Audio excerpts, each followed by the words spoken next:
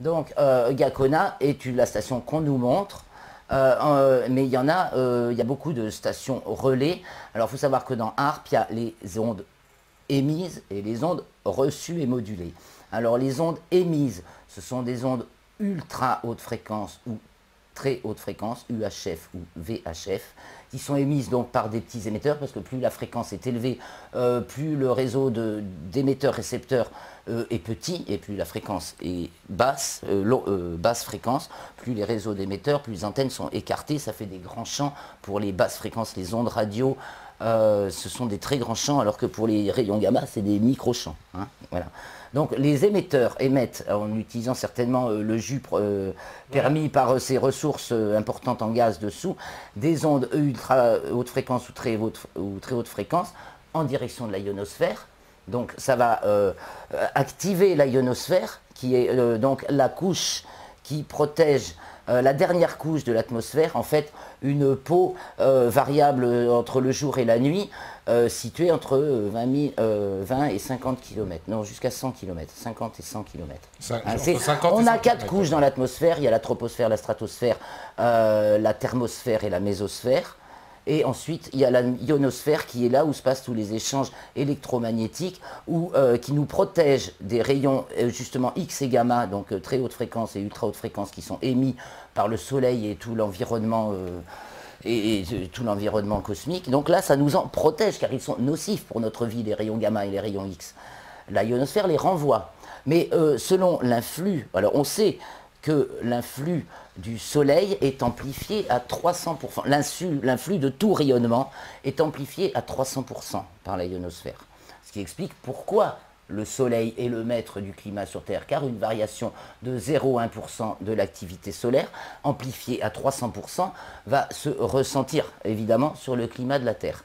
C'est un lien que les scientifiques s'abstiennent absolument de faire. Tu apprends d'un côté que la ionosphère amplifie à 300% et de l'autre côté que le Soleil ne connaît une variation que de 0,1% selon ses cycles. Donc les scientifiques officiels se basent, te disent « Ah ben le Soleil il varie que de 0,1%, ça n'influe pas sur le climat de la Terre. Il faut chercher une autre cause. » Bon, or en fait, d'un autre part, toujours aussi scientifique, on apprend que la ionosphère multiplie à 300%. Qu'est-ce qui se passe si maintenant on émet des rayons gamma et X depuis le sol vers la ionosphère? Elle va les répercuter pareil, elle nous les renvoie, et donc elle module les ondes et on les reçoit. Et les stations ARP avec les grands réseaux d'antennes, ce qu'on voit sur les images, sont les réseaux de réception et de modulation de ces ondes en basse et ultra basse fréquence qui, elles, affectent notre cerveau. Il y a des fréquences qui sont nocives, effectivement.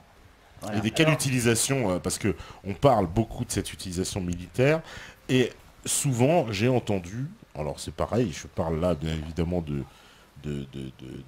on va dire d'allégations, hein, d'assertions, en tout cas, je ne parle pas de choses qui ont été prouvées, mais souvent il y a je vois des gens qui mettent en lien ARP et les chemtrails, en disant que l'un sert à l'autre. Est-ce qu'il y a un lien? Ouais. Alors moi, le lien, personnellement, je ne l'ai pas trouvé encore. Moi, j'ai pas trouvé le lien. Mais par contre, ce que je peux dire que ARP fait aussi, y a un chercheur de ARP qui est mort, qui s'appelait McDonald, quelque chose comme ça, et qui disait, si on a la bonne puissance du faisceau ARP, la bonne ondulation de la fréquence et la bonne onde, on peut créer des tremblements de terre.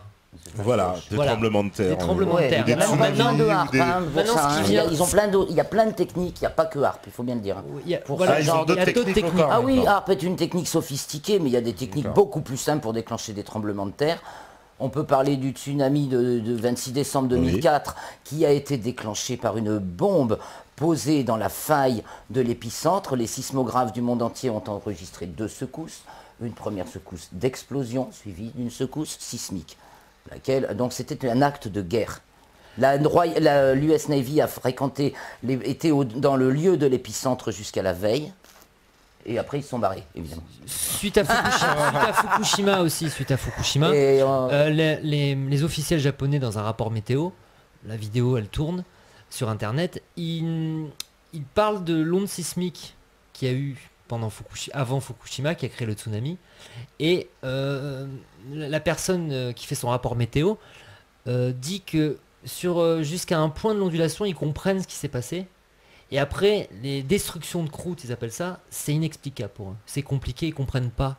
Alors que eux, ils sont quand même spécialistes de tout ce qui est sismique, ils sont sur plusieurs plaques, enfin ils sont très bien placés pour avoir des tremblements de terre réguliers. Donc eux savent. Et ils disent, ça c'est compliqué, on ne comprend pas. La personne chargée de la reconstruction du Japon vient témoigner et dire, nous savons que depuis des décennies, les États-Unis, la Russie et la Chine ont développé des armes sismiques. Donc, et ça n'empêche pas que une fois Fukushima, une fois le séisme passé, le tsunami, ils viennent nous aider. Bah, bien sûr, Ça n'empêche pas qu'ils viennent nous business. aider, une fois qu'ils nous ont fait ça, qu'ils viennent faire les sauveurs. Ça n'empêche pas ça. Mais eux, ils le reconnaissent, qu'ils se sont fait attaquer. C'était une attaque en règle, une attaque sismique. C'est-à-dire que... Donc, Revenons sur Ouais. chemtrail Et ARP, parce que c'est Alors, un lien quel que lien j'entends Oui, souvent, voilà. C'est le barium dans les chemtrails qui sert de prolongateur aux ondes modulées par les stations Ah, ARP. donc Voilà. ça peut avoir vraiment... Et vous pouvez observer un lien, parfois alors, de donc. ces nuages, de ces espèces d'ondulations de nuages, des trucs pareils qu'on ne voyait pas avant, hein. Des nuages déjà aux couleurs et aux formes zarbi, hein, et qui sont vraiment en forme d'onde. Et donc, en fait, on voit que ces nuages sont soumis à des fréquences, ils sont pulsés, hein, ils sont que ça très se voit. réguliers, Voilà. ils sont en ligne et très réguliers. Et donc c'est le barium qui, apparemment, d'après tout ce qu'on peut lire à droite à gauche, qui est un conducteur qui permet de la prolongation de ces ondes.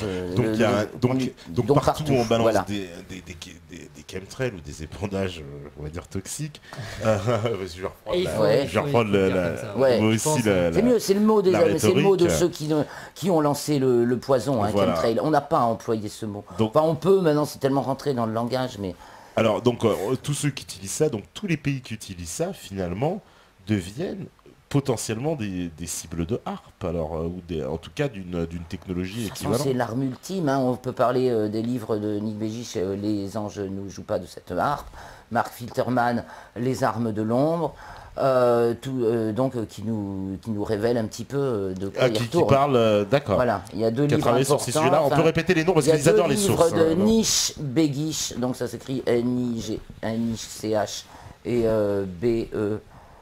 G-I-S-H, je Oui. crois. Les anges ne jouent pas de cette harpe.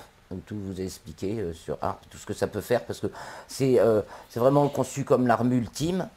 Ça peut influer sur le climat, les tremblements de terre, enfin effectivement tout ça, ça peut servir à ça. Ça peut aussi, ça module aussi nos ondes dans le cerveau. C'est vraiment une arme, c'est vrai, l'arme fatale. C'est masqué toujours par le réchauffement climatique. Voilà, il qui fallait lui- masquer cette horreur. Ouais. Donc il fallait trouver un truc. Et Qui, le lui, nous CO2 annonce- est arrivé.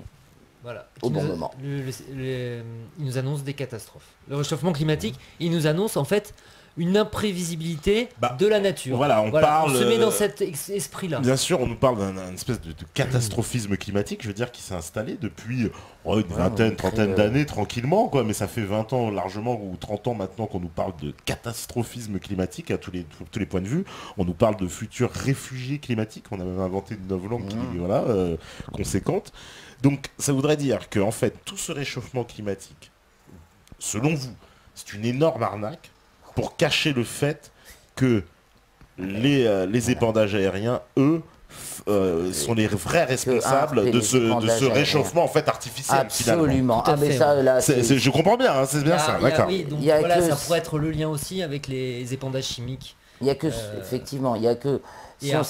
si on s'intéressait déjà au problème du climat avant, donc de manière neutre, avant qu'il y ait toute cette polémique, cette passion et cette polémique sur le sujet, les gens qui, comme Bertrand Duchâtel et moi, Daxi Picam et un certain nombre d'autres, déjà étudiaient la problématique du climat, c'est-à-dire soleil et climat, ou astronomie et climat, donc les valeurs sûres qui vont nous permettre d'avoir des renseignements sûrs sur le climat, si on veut suivre le climat sur les longues périodes, n'ont pas pu gober ce mensonge. Mais c'est les seuls. Effectivement, tous ceux qui n'étaient pas avertis du sujet, ils ont gobé ça comme une pilule. Eh ben oui, c'est de notre faute. On pollue, on consomme. Et c'est vrai.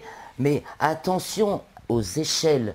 C'est-à-dire que oui, on pollue, oui, on consomme, On dégage du CO2, c'est naturel, en respirant on dégage du CO2. Mais je le répète, j'ai déjà dit tout à l'heure, mais c'est très important parce que c'est un des arguments de la géo-ingénierie. Ils veulent masquer, la géo-ingénierie prétend, c'est ce qu'elle fait déjà avec les chemtrails, mais il veut nous faire passer le fait qu'en créant un écran au rayon du soleil, un écran d'aluminium, parce que l'argument au départ est venu de l'explosion du volcan Pinatubo en 91, qui a lâché énormément de cendres, qui se sont au bout d'un moment réparties tout autour de la planète, et ce qui a occasionné un refroidissement global de 0,5 degrés. Donc c'était, pour être plus efficace que les volcans, il y a l'aluminium, c'est 4 fois plus efficace que, je cherche le mot, ce qui sort du volcan, que le soufre, voilà, que le soufre émis par les volcans. L'aluminium est 4 fois plus efficace que le soufre, donc on va épandre de l'aluminium pour faire comme le volcan, refroidir l'atmosphère. Seulement, je veux dire, c'est énorme, je veux dire, mais en même temps, ils nous mettent la chose sur un plateau. Ils nous mettent la chose sur un plateau. Et ils nous mettent, d'une part, que le CO2 est la cause du réchauffement climatique. Et on a quand même tous appris, on sait tous que si on veut pour transformer le CO2 en oxygène, il faut qu'il y ait des plantes et du soleil. Donc les plantes transforment le CO2 en oxygène s'ils ont le soleil. Si elles n'ont pas le soleil, elles ne peuvent plus transformer le CO2. Donc il y a de plus en plus de CO2 si on empêche le rayonnement du soleil de passer. Donc cet argument, voilà, c'est un argument scientifique totalement fallacieux qui peut être démonté par un enfant de CP. Et c'est là qu'il faut les prendre. C'est à la base que les scientifiques ont tout faux. Après, bien sûr, ils sont très forts, ils peuvent être excellents, mais à la base, le maillon manquant, c'est le maillon 0,1. Il leur manque la base. Voilà, les choses que nos connaissances simples de base nous permettent de connaître, de savoir, de comprendre. Alors, il y a beaucoup de gens qui font... Tu voulais peut-être ajouter quelque chose, hein, Philippe? Non, pour dire qu'en fait... la base qu'ils ont sont les dogmes. Voilà, les dogmes on leur a appris à l'école. Du CO2, du réchauffement, etc. C'est tout. Et à partir de ça, ils font le travail. Oui, puis disons que il y a des grandes campagnes de propagande menées pour sensibiliser les enfants, les populations sur le réchauffement climatique. Et puis, j'ai presque envie de dire des fois... On est limite dans un business, faut bien le dire. Quand on vous vend des paquets de gâteaux en vous disant vous allez contribuer à entretenir la taxe carbone, voilà, pour garder les ours, puis on vous montre un pauvre ours. Ils ont raison, les gens, qu'on nous fait chialer avec ces trucs-là, les Inuits, etc., pour nous culpabiliser et aller vers ces produits dits verts, dits machin, enfin un peu ce qu'on appelle le greenwashing. C'est toujours sur les citoyens, sur les gens qu'on rejette la faute de tout, de toute façon. Oui. Le réchauffement, c'est les citoyens.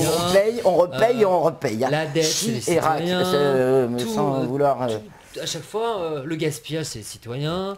Bah oui, parce que le réchauffement climatique, il nous revient dans la tête en nous disant, vous, en gros, vous consommez comme des imbéciles, donc finalement, votre consommation... Vous produisez du CO2. Vous produisez du CO2, qui fait le réchauffement. Parce que c'est ça qu'on explique, les gens toute la journée, de les faire culpabiliser. Alors, il y a un truc qu'il faut quand même dire aussi sur le réchauffement climatique, c'est que on est en train de faire en Afrique toujours cette propagande du réchauffement climatique avec le CO2 et les industries.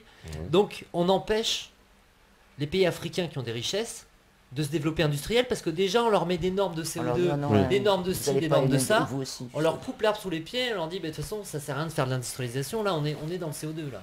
Là si vous voulez...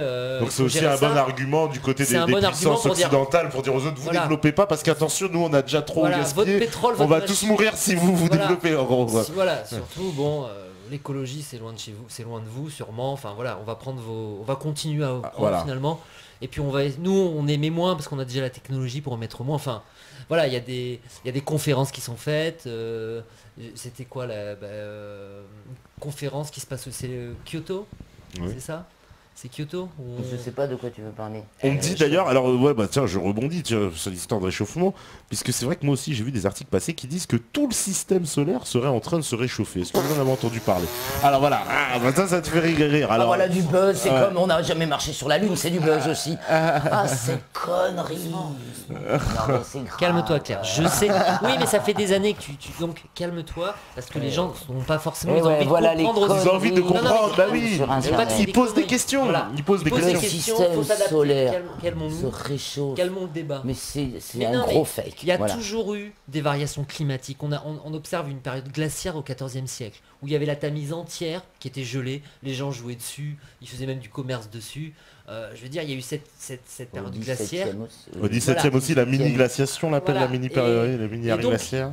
Et les gens s'adaptent, il n'y a pas de catastrophe, les gens y a s'adaptent beaucoup de justement à ces nouveaux paramètres. Aussi, on a eu l'époque médiévale où il y a eu un temps très doux. Bah oui. Et on a vu apparaître les cathédrales, on a vu apparaître... Groenland. Enfin, ça a facilité une autre forme d'approche de vie, où le temps était très doux, les hivers très très doux. On a vu des vignes en Angleterre, à Londres. Enfin, voilà, à l'époque, on a ça vient encore... de là, à cette époque-là, Voilà. le Groenland était vert. Voilà. Les Vikings qui ont débarqué l'ont appelé On a Groenland. des variations, Groenland. c'est le soleil qui fait la pluie et le beau temps. Voilà, c'est tout, ça paraît... Le soleil et la terre. Voilà, mais Voilà. parce que c'est une interaction Après, c'est permanente. plus compliqué, il y a des rayons cosmiques, D'accord. sur l'activité scolaire. Enfin, Alors bon, je vais répondre, j'essaie de... Voilà, il n'y a pas... le système solaire se réchauffe, mais c'est pas vrai, quoi. Qu'est-ce qui pourrait nous C'est un prouver mensonge que de le... plus Ah, aussi. c'est un gros fake. Il faudrait qu'on ait des capteurs de... On les a, d'ailleurs, on analyse la température sur les autres planètes.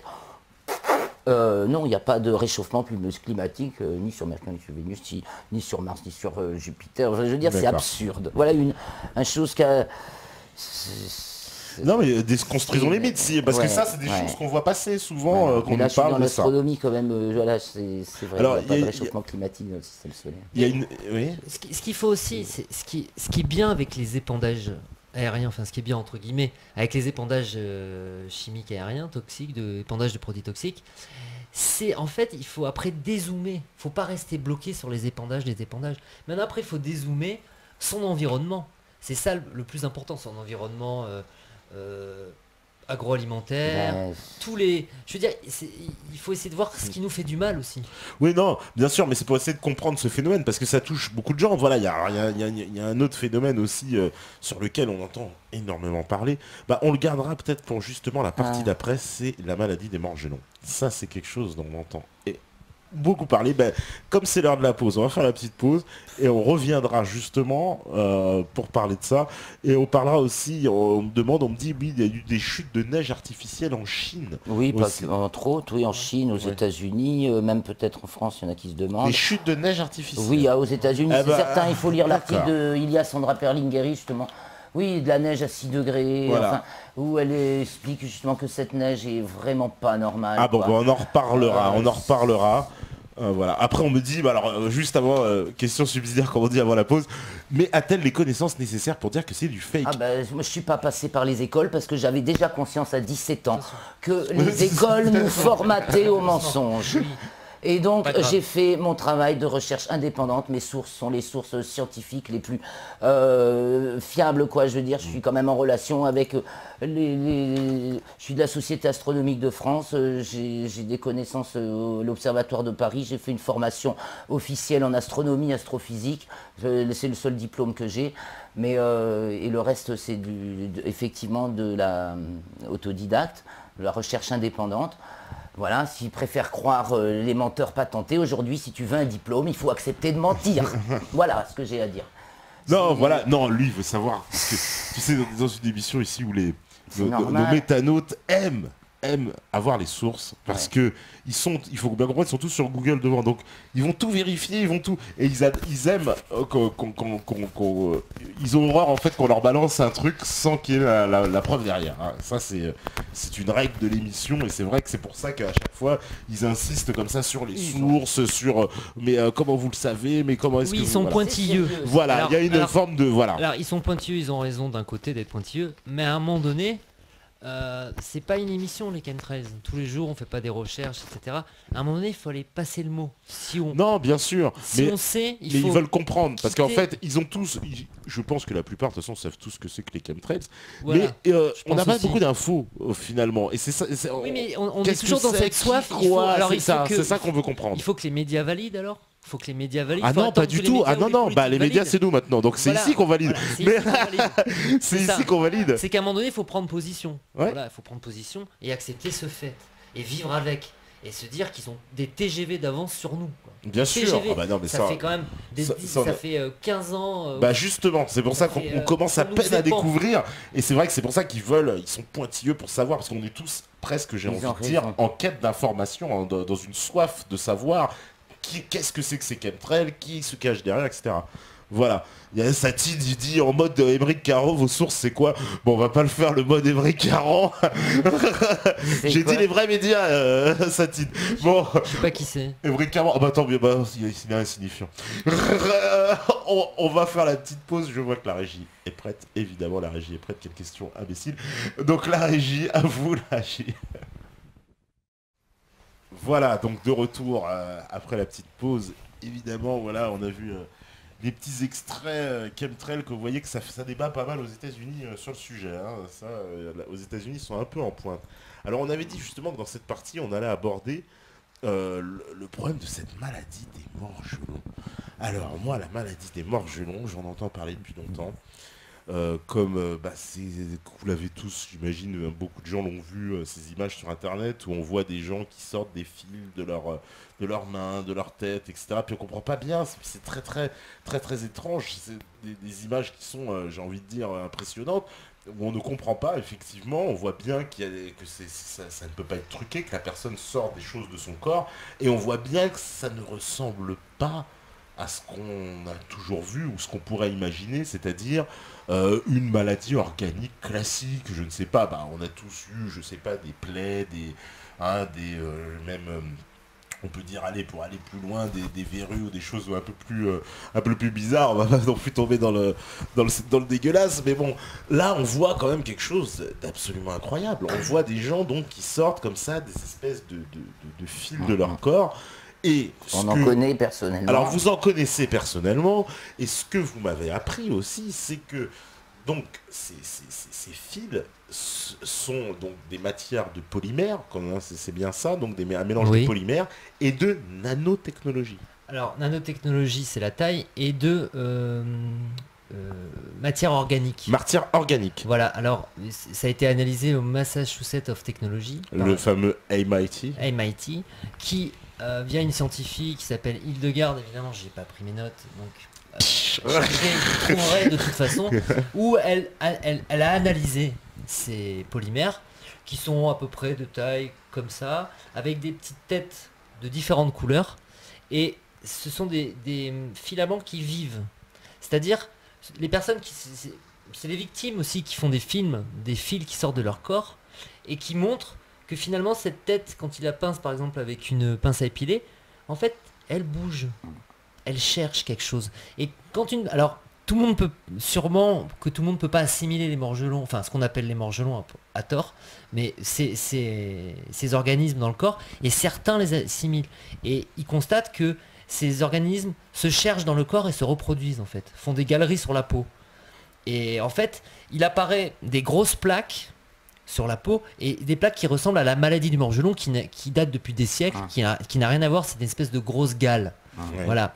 Et quand ces gens malades vont voir les dermatos, on les met sous antidépresseurs. Oui, c'est dramatique. Alors, j'ai lu des choses assez incroyables sur cette maladie, où les gens vont voir le médecin. Alors, on leur dit que ce sont des antidépresseurs, on leur dit qu'ils sont mythomanes, que c'est une maladie psychosomatique, que limite faut les mettre en HP. C'est complètement surréaliste. C'est carrément surréaliste, c'est d'une injustice abominable, mais parce que là c'est pareil, la science ne veut pas se pencher sur la maladie, c'est-à-dire que là on va lever un truc, c'est un lièvre qui est devant eux, lever un lièvre énorme, voilà, et moi j'ai un proche qui en a une maladie, contamination, moi je parlerais de contamination, c'est plus juste peut-être, bio-nanotechnologie, moi je dirais ça. Et alors chez elle c'est plus minime, c'est à un certain endroit du corps où de temps en temps elle tire des fils. Il y a des fils qui sortent, elle met des crèmes, après on cherche des solutions. On parle de traiter cette maladie avec des électroaimants. C'est-à-dire de se mettre des électroaimants, il y a des méthodes qui existent sur internet, sur certains points pour faire sortir ces fils. En même temps essayer de se traiter la peau. réassainir la peau, qui en fait, on se rend compte que sous la peau, ça gratte, ça leur gratte tout le temps. Il y a des galeries, quand ils incisent la peau, il y a des galeries. Ils souffrent et de des- démangeaisons. Alors, il y a une détresse psychologique aussi, parce qu'ils sont seuls, ces gens-là. Ouais. Il y en a des dizaines de milliers aux États-Unis, ça faut le savoir. Ouais. Ils sont... alors, sur Wikipédia... Vous, ceux que vous connaissez sont en France? Comment? Oui, Oui, ils sont en France. hein. Ah oui, oui, Oui, oui. Ben, par exemple, Séverine Laxonnaire, qui fait partie d'Explica, vous voyez dans la vidéo de FR3 qui avait passé tout à l'heure. Elle était là. présentée un peu comme une originale. Moi, j'ai Mais pas eu elle est l'impression aussi, d'avoir Nadine affaire des journalistes Lévy. honnêtes, mais des journalistes qui se posent des questions. Bah, bien sûr, Ces les fils de journalistes se posent coton, des questions. etc. Comme sur Wikipédia où ils disent que... Alors, les complotistes diraient que... Ah, les voilà. complotistes, hein, déjà qui Voilà. vont l'appellation. Mais en déjà, fait, ouais. c'est la maladie du coton, ils appellent ça. La maladie du coton. Voilà, du coton. Le coton qui bouge tout seul. Un coton, Voilà. mais pas très naturel. Donc, hein. Belle novlangue encore. Voilà, ils disent le mensonge se travestit de vérité. C'est-à-dire, ou l'inverse, je sais pas. Où on en parle quand même, mais fuit, on met ça dans un certain... Oui, dans parce un que certain- il y a eu un on reportage marginalise. effectivement sur France Voilà. 3, bon, on décrédibilise un peu cette maladie en disant bon, C'est pas une maladie, hein, Oui, c'est oui, une oui. contamination. contamination, mais c'est présenté comme ça un peu. Oui. Et puis un peu d'illuminé, on a l'impression que les gens qui parleraient de ça, bah, mais il est illuminé, ah bah il a des fils qui sortent, mais il est fou ce mec. Alors qu'on comprend pas, on voit que là c'est un problème de On voit que physique et on nous explique que la personne est folle parce qu'elle dit, parce qu'on Parce que- constate parce que, que ça la des fils sortent démange. de ça. Voilà. Et que Alors, ça- en faisant des analyses poussées, ils ont dit aussi que ce sont des filaments je sais pas comment on pourrait les appeler, pas des morgelons. Moi, je trouve que morgelon, Voilà. c'est Ouais. une fausse piste. Ouais. Et moi, je pense encore que ça vient aussi Bien sûr. d'un mot qu'ils nous Bien ont balancé comme chemtrails, D'accord. parce qu'ils savent, eux, ils font ressortir l'information, mais ils la maîtrisent autour. Ils la maîtrisent en la marginalisant ou en lui mettant des petites des contradictions ou des choses comme ça. Il est apparu que ces objets, cette contamination, est aéroportée, en fait. Disons qu'il y a un lien. C'est une contamination aéroportée. C'est-à-dire que ça tombe du ciel. Voilà, il y a un lien entre ces filaments tombés du ciel. Apparemment, ils s'apparentent. C'est les filaments qui sortent de la peau et les filaments tombés du ciel ont l'air d'être un peu de même composition. Voilà, si on suit le. Voilà, vous rapport parlez analytique. d'une vidéo aussi. On trouve des traces de combustion aussi Ouais. sur ces. Ah, on trouve des trouvait traces de combustion. donc aéroportées. D'accord. Mm. On parlait de. On vous va revenir. m'avez parlé aussi que de la Ça, ça, viande, d'une viande qui a été filmée avec Ouais, des... il y a des gens qui des ont trouvé fils qui dans de la sortent. viande ou dans des boîtes de conserve de ce type de filament également. Oui, parce C'est- que alors, la viande, on pourrait penser. Alors, il y a des vidéos qui tournent sur YouTube où on voit une côte de porc et quand on la coupe, on voit ces filaments et ça bouge, etc. On peut penser aussi que les cochons qui sont dans la nature, moi je dis les cochons, ça pourrait Enfin, être dans la nature. dans la Il nature. n'y en a pas beaucoup, Alors, je malheureusement. sais pas, il y a des sont contaminations surtout dans- d'animaux, Ouais. apparemment. D'animaux par les morgelons. Enfin, par les... Et certains, C'est quand on composé voit les organique, bêtes bio- brouter dans les prés recouverts de filaments, on peut s'inquiéter. Ouais. Les porcs, on les sort pas beaucoup, par contre. Ils sont souvent sous couvert. Hein. Ah. Les pauvres, ils voient même pas le soleil du tout. Après, Mais les vaches et les brebis et les chèvres, ils sont broutent parfois dans des endroits où c'est entièrement recouvert de filaments. C'est effrayant. Donc moi je dirais qu'il faut que les gens aussi ils fassent leurs propres recherches, ils fassent des prélèvements, ils s'engagent aussi et qui viennent témoigner à la CPK aussi. Voilà. Il faut des gens actifs qui ne font pas que cliquer et donner des avis personnels, est-ce que j'ai compris, j'ai pas compris, etc. À un moment donné, il faut faire le travail aussi de son côté et voir et passer à l'action un peu pour faire avancer les choses. Alors, ouais. Et pas faire on a vraiment beaucoup d'éléments dans beaucoup de pays. Les Italiens, on n'en a pas parlé, mais les Italiens sont très très actifs avec ça. Ouais.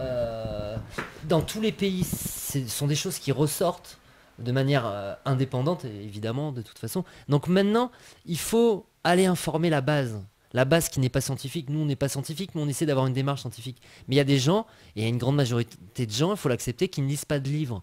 Donc il faut aller les voir, ça leur fait peur. Il faut prendre des gants, il faut les inciter à regarder le ciel, commencer par des choses simples. Et diffuser l'information parce que les épandages au quotidien ou quasiment au quotidien nous rappellent que tous les jours, nos enfants sont soumis à cette contamination. Et qu'il faut continuer à faire les relations sanitaires, enfin des maladies, et faire ces relations-là pour... On me fait une Quelque constatation. chose Ouais. d'important, il faudra de caser des choses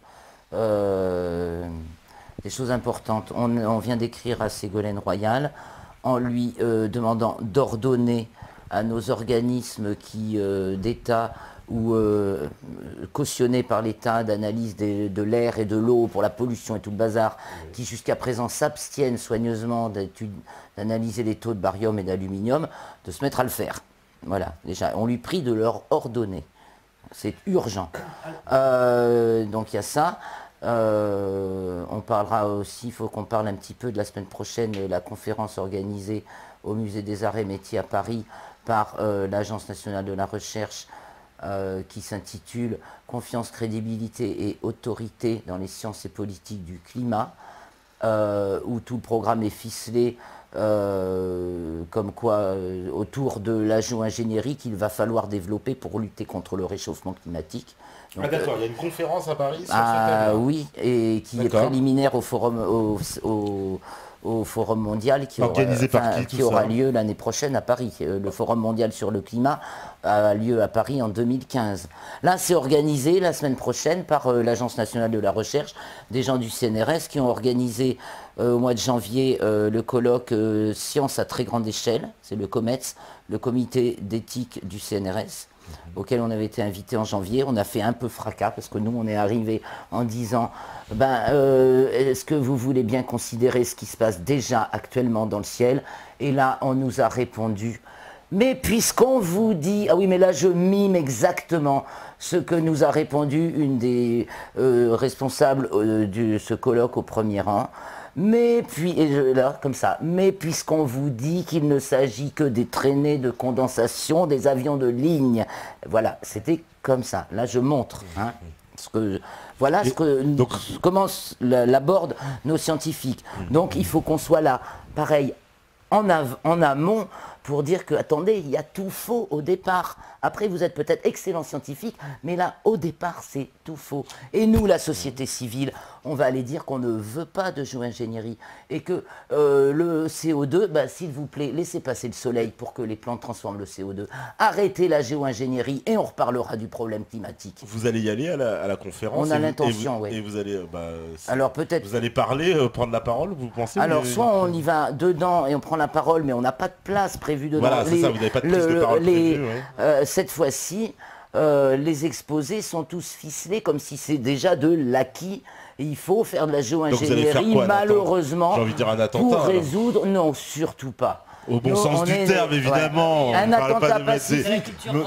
Voilà. C'est une implosion. Des bombes vocales, évidemment, pas des bombes à base de TNT. Une implosion plutôt qu'une explosion.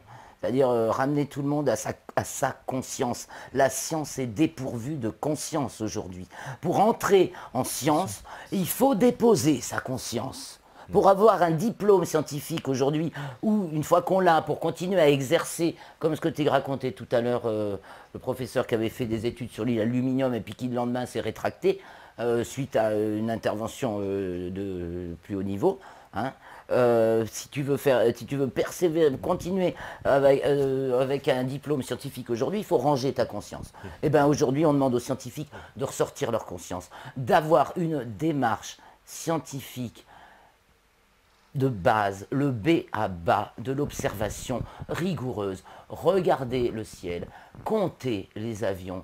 Rendez-vous bien compte que si vous voyez leurs carlingues à l'œil nu, ils ne sont pas dans les couloirs civils. Donc il y a une intense circulation clandestine et qui produit de la condensation ou selon à une altitude ou selon les lois de la physique, la condensation ne peut pas se produire autrement que par l'ajout de particules ou de bactéries. Voilà ce qu'on dit aux scientifiques d'aujourd'hui. Il faut absolument qu'ils l'entendent et qu'ils mettent leur talent de scientifique à organiser ce qu'on fait déjà à notre échelle amateur bénévole, un réseau d'observateurs pour qu'on comptabilise cette incroyable circulation aérienne et ses conséquences avec ces traînées qui n'ont aucune justification physique. On voit même des avions à hélice faire de la condensation. Ils se foutent de la gueule de qui? Alors, on me dit, voilà, il y a par exemple ceux qui trouvent des échantillons de filaments. Où est-ce qu'ils peuvent les emmener pour les analyser? Bon, alors, ils peuvent nous les envoyer, enfin, faut les envoyer à Axipic à Var, qui se charge de les transmettre à un laboratoire qui fait des analyses. Donc D'accord. on espère qu'un jour ça va Donc déboucher. sur le site d'ATCPK, on peut trouver le contact. Ouais, bah, il faut que je le Asekipa, mette, va. oui, oui, oui. Enfin, ils nous appellent, on leur donne Rentre en l'adresse contact. Ouais. et voilà. Mais on transmet.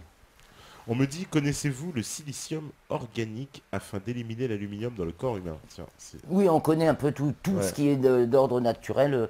Alors je silicium voudrais pas dire de pour, se bêtises, mais le désintoxiquer. silicium existe en silicate, c'est-à-dire Ouais. emprisonné dans la roche. Et on peut absorber du silicium mais avec de l'eau. L'eau enrichie en silicium permet d'éliminer l'aluminium. D'accord. C'est dit par David Exé, qui est le spécialiste en Angleterre de l'aluminium en fait, qui fait tout un travail malgré les lobbies, malgré les menaces de... Ah bah peut-être que l'élite boit de l'eau au silicium alors. Hein Peut-être qu'ils Certainement, mais ils nous boivent de l'eau au certainement. silicium. Même, on peut Certainement. se soigner si on veut, et c'est pareil, il ne faut pas écouter la médecine officielle qui ne fait que vous engrainer dans la maladie. Si vous voulez vous soigner, prenez-vous en main. Et, formez-vous réellement sur les produits naturels, sur l'homéopathie et les vrais soins, quoi. Ouais. Pas la culture de la maladie. Ouais, voilà. Alors, c'est vrai qu'une autre question, on me dit, on constate une baisse du champ magnétique terrestre qui nous protège du rayonnement solaire, mais aussi du rayonnement cosmique. Les chemtrails ne sont-ils pas là pour compenser cette baisse du champ magnétique terrestre? Bon, c'est variable. Le champ magnétique, effectivement. Alors, on constate que le champ magnétique de la Terre s'affaiblit et que Oui. il y aurait une inversion des pôles magnétiques. C'est une chose qu'on constate sur des périodes de centaines de milliers d'années et qui n'est pas régulière. Il y a des inversions du pôle magnétique de la Terre à des échelles de centaines de millions d'années en général, mais pas sur un cycle particulièrement régulier. Mais ça c'est prouvé. Donc, et là, depuis la fin du 19e siècle, on commence à constater une dérive qui va s'accélérant du pôle magnétique. Il n'est pas impossible, il est sans doute même probable que tous ces manips de harpe et de tous les sur A, S4, enfin de tout ce qui manipule les ondes ait une influence. Hein. Mais de toute façon, il ne faut pas trop s'affoler là-dessus. Il ne faut surtout pas confondre axe géographique de la Terre qui tourne sur elle-même et axe des pôles magnétiques qui lui est variable, il n'est même pas droit, il fait un angle comme ça. Le pôle, enfin d'un point de vue physique, le pôle, à côté du pôle nord géographique, il y a le pôle sud magnétique, et à côté du pôle sud géographique, il y a le pôle nord magnétique. C'est simplement par commodité qu'on parle de pôle nord et sud, mais c'est inversé. Mais ça peut se réinverser dans l'autre sens, les pôles magnétiques. Et là, effectivement, il s'affaiblit. Il y a des tas de multipôles qui apparaissent au lieu d'un seul pôle. C'est plein de multipôles. Et c'est préliminaire sans doute à un basculement du pôle qui s'effectuerait sur une période de 1000 ans à peu près. Donc, c'est pas, voilà, c'est pas un truc. Voilà, il y a beaucoup de pas... phénomènes naturels qui sont diabolisés aussi, qui sont repris toujours dans le discours alarmiste s'en servir du aussi, climat, voilà, de la ouais, variation, etc. Les variations climatiques ont toujours existé. Elles ont façonné nos modes de vie à travers les siècles. Maintenant, tout ça s'est repris à des fins de propagande, hein, on peut dire ça, hein, de propagande. Ouais, de propagande. Et toujours, alors voilà, l'objectif final, c'est donc affaiblir l'humanité. Si on voit les conséquences, c'est la dépopulation. Une dépopulation. Une dépopulation de masse, Voilà, tranquillement, tranquillement, en silence, voilà, en silence tranquillement. et avec le temps. Et restons attentifs. J'espère que le corps médical, c'est assez aléatoire aussi comme retranscription. Donc il faut être attentif aussi, la montée d'Alzheimer, la montée des cancers, la montée de l'autisme, et puis se rendre compte qu'il y a de plus en plus de gens touchés par ça, dans leur famille, sur leurs proches, etc. Et c'est bien de témoigner, c'est bien de venir nous témoigner ça, de venir, voilà quoi. On voit que c'est une dépopulation. Vous d'ailleurs, depuis que vous avez ouvert l'association, il y a de plus en plus de gens qui vous ont rejoint. Ah bah nous on est vous êtes en mondial d'ailleurs, augmentation. vous aussi. Hein. Nous on est francophone, Oui. mais on est en lien avec les Skywars, donc organisation européenne qui s'est créée à l'occasion de la conférence de Bruxelles en 2013 avec Peter Verrecke qui s'est occupé de le symposium de Gand, présenter le rapport Casorange. Ouais. Wayne Hall de Grèce qui fait enfin des gens de toute l'Europe quoi, et Josefina Fraile d'Espagne qui est le leader des Skyward et qui a organisé, enfin qui a fait en sorte qu'on puisse tenir cette conférence avec une députée européenne de Lettonie, pardon, qui s'appelle Tatiana Ždanoka. Donc il y avait une députée, ça a été organisé sous sa tutelle, puisque il n'y a que comme ça qu'on peut organiser une conférence au Parlement européen.